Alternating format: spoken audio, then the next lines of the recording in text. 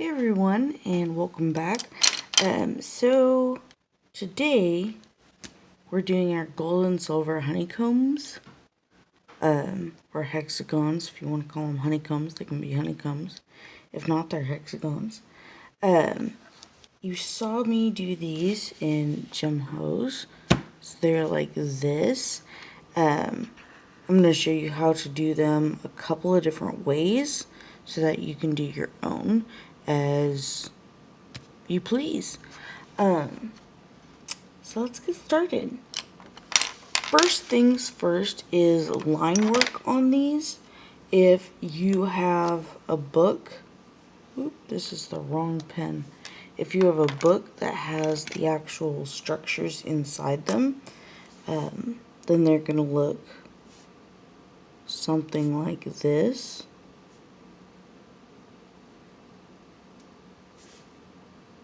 So I had them on my other sheet like this as well as without any little structures on the inside, the little faces. If you've ever done button gems, these are kind of like these, the faceted button gems that I do. And the regular tutorial for that is over on YouTube, so you can go find it. Super easy, no big deal. We'll do another one over here for I guess our silver ones, or if we need to do another one with black outlines.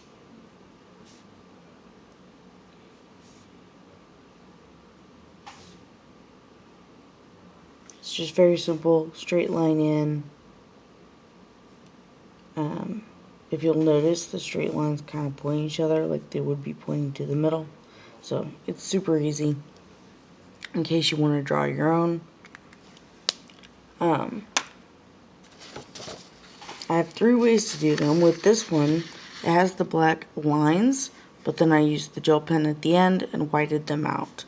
This one has the black lines that you can see, and then this one I used the cream to the color cream to do the lines and then fill it in like that. And I did the same over here with the silver ones. You can see this one has the white gel pen, this one is the black lines outlined and you can see them, and then this one I left by itself and just left the lines gray or white. So we're going to start with gold, and my colors, if you've watched my tutorial, you should already know them. But this is ivory, and then I have dark Naples ochre. I have green gold. I think I may have changed that one. I had a different one, but I like green gold now. Burnt sienna and walnut brown. So I have them nice and sharp, and I'm going to start with cream and just get a base layer. And we're going to do the one with black outlines so that you can see it. So I'm just going to lightly do a base layer on here. And then we're going to go to our walnut brown, which is our darkest. We're going to pick where our light is coming from and then go almost across from it. So if our light is coming from right about this area, then I'm going to go all the way across over here. And I'm going to stay just outside of the lines. I'm not going all the way up to the line. Leaving just like almost a halo, I guess, or something right across from there. And then we're going to work our way around. So the next one, I'm going to leave a bit for reflection here. And I'm going to put my dark shadow over here.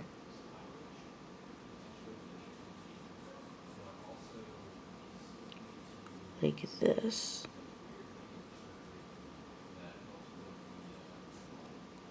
And then we're going to flip it so that it starts here. Flip the shadow so that it looks like it's just reflecting something that's on the side of it. Just like that, okay? on this one, because our light's coming from here, remember, we're going to just put a little bit of a shadow down here on the very bottom.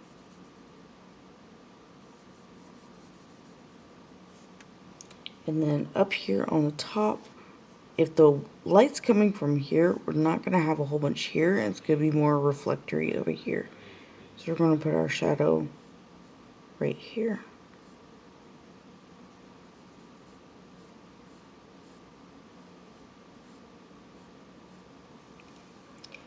Then on the top, where it comes together here, we're going to have a bit of shadow here. And again, we're just sort of echoing the lines, because that's where these are actual, like corners of our honeycomb that we're doing. And then we're going to do directly, no, not directly, sort of indirectly across from that.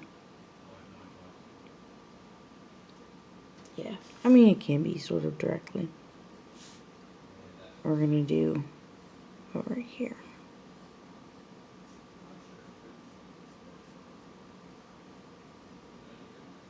And you can bring some over here if you want. You can move it around just depending on what you feel it needs.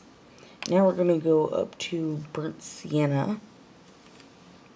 And the way I do this is I start it with the shadows so that I kind of have those in place, and then build it up so that each of the layers of colored pencil are on top of each other, and I get that kind of glow built into it from all the layers.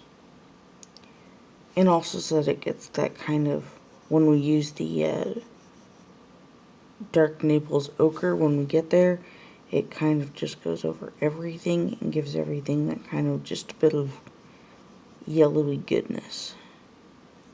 So I'm just going to go over the shadows and maybe expand them just the tiniest bit with the burnt sienna. So I'm going to go over the shadow and then maybe extend it like just a little bit with the burnt sienna to start that gradation of color so that the shadows aren't too sharp on this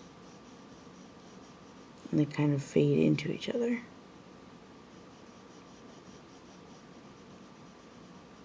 And then I do the same with the green gold, where I just want to fill in some more of each of these. And then actually on top, I'm going to go right real close to each side of this and use this as kind of the shadow for on top. So we're going to go out and kind of shade it down here like we would with a stone, because this is opaque. And I'm going to use this as the shadow down here on where our light is coming from.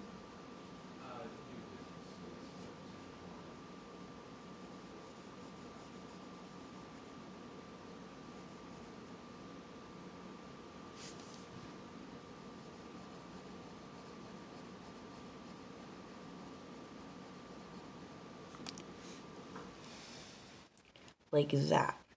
Now we're going to go to our dark Naples ochre and kind of fill in the rest of just about everything. Just about, not everything, but close. Fill in these spots, and you can go right up to the edge on some of these. It won't matter because you're not doing shadow anymore.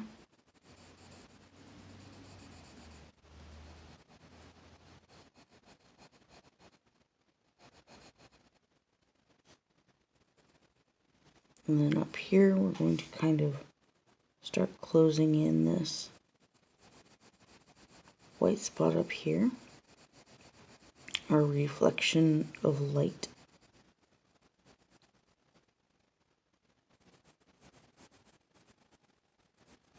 Go really lightly on this one. And leave this as light as we can, honestly.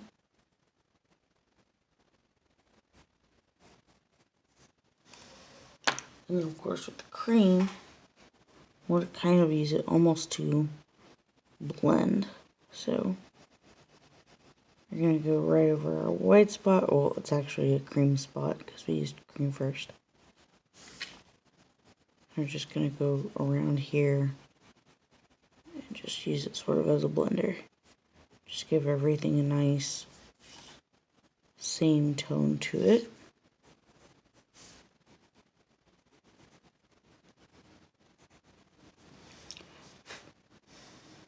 Just like that.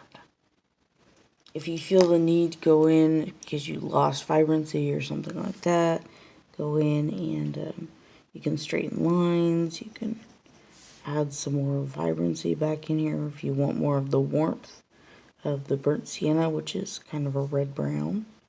Do that. If you want it darker, go to the walnut brown. Bring some of that depth back into the shadows if you want. Up to you. And of course, if you also want to, and this is personal preference really, is you can take your gel pen or your Posca pen or your acrylic paint or whatever you're using for your white and go over your lines with it.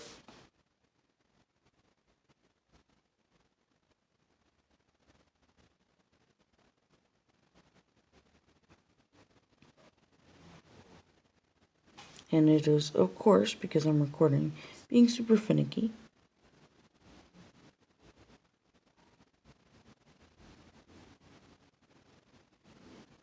I just kind of touch and drag it a little bit, just very, very gently, like just brushing the surface with it. And it usually works pretty well with doing that.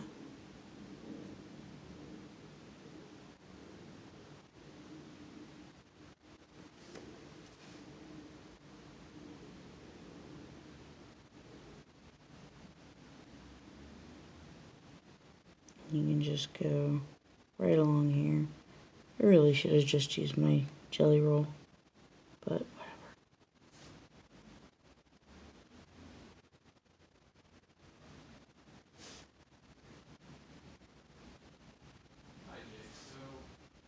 Okay, so,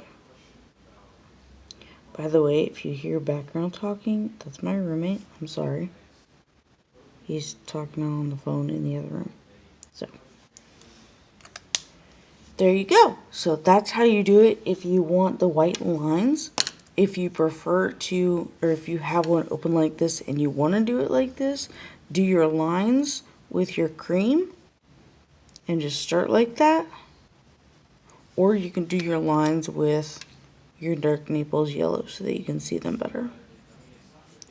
And you can just do this on your own. That way you can have a faceted button basically for gold instead of just a hexagon. You could also make the hexagon into a gem if you wanted to, and you wouldn't draw the lines or anything else. You'd just do it like a gem. So there's a couple ways to do it. Anyway, I will see you on the next video when we do silver.